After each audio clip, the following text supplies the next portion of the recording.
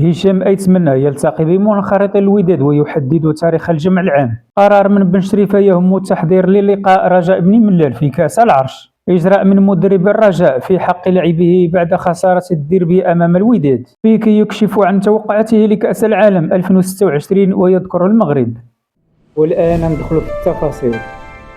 السلام عليكم. البداية من الوداد الرياضي، بحيث عقد الرئيس النادي هشام أيتمنى لقاء مع منخرط الفريق بعد الفترة الصعبة اللي عاشها النادي والانتقادات الكبيرة اللي تعرض لها بسبب النتائج الأخيرة.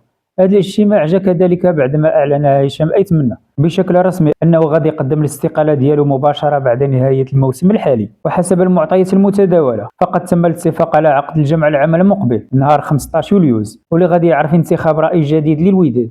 كما يرتقب أن النادي يفتح باب الترشيحات خلال الفترة المقبلة، مع ضرورة احترام جميع الشروط القانونية والإدارية الخاصة بتشكيل المكتب المسير الجديد، خصوصا وأن الفريق عاش موسم متقلب ضاعت فيه عدة أهداف سواء في البطولة أو باقي المنافسات. وفي سياق آخر، المدرب محمد بن شريفة بدوره أخذ قرار يخص التحضير لمواجهة رجاء بن ملال برسم دور سدس عشر من كأس العرش. بن شريفة قرر يمدد عطلة اللاعبين إلى غاية يوم الأربعاء بعدما تأكد أن المباراة غادي تلعب في المركب محمد الخامس بالدار البيضاء وماشي خارج المدينة.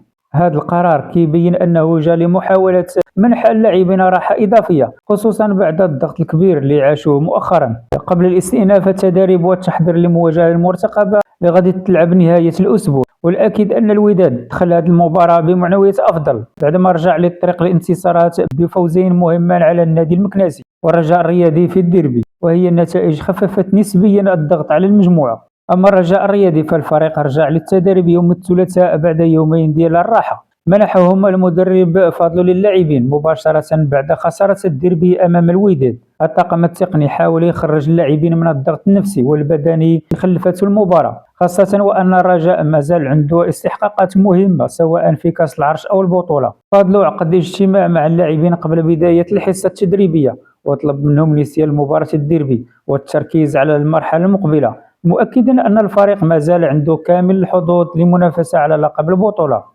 الرجاء بدوره غادي يواجه شباب المسيرة السبت القادم في كأس العرش في مباراة كيبحث فيها الفريق على رد الفعل والعودة لسكة انتصارات. أما دوليا، خرج النجم السابق لبرشلونة بيكي بتوقعات خاصة بمونديال 2026، بحيث أكد أن المنتخب الإسباني هو المرشح بالنسبة له للتتويج باللقب العالمي. لكن المثير في الحديث ديالو هو إشادة بالمنتخب المغربي بعدما اعتبر أن الأسود الأطلس قادرين يكونوا مفاجأة كأس العالم مرة أخرى مثل ما وقع في المونديال قطر. كما توقع بيكي أن النجم الشاب لامين يامال يكون أفضل لاعب في البطولة، بل وحتى مرشح قوي للفوز بالكرة الذهبية مستقبلا.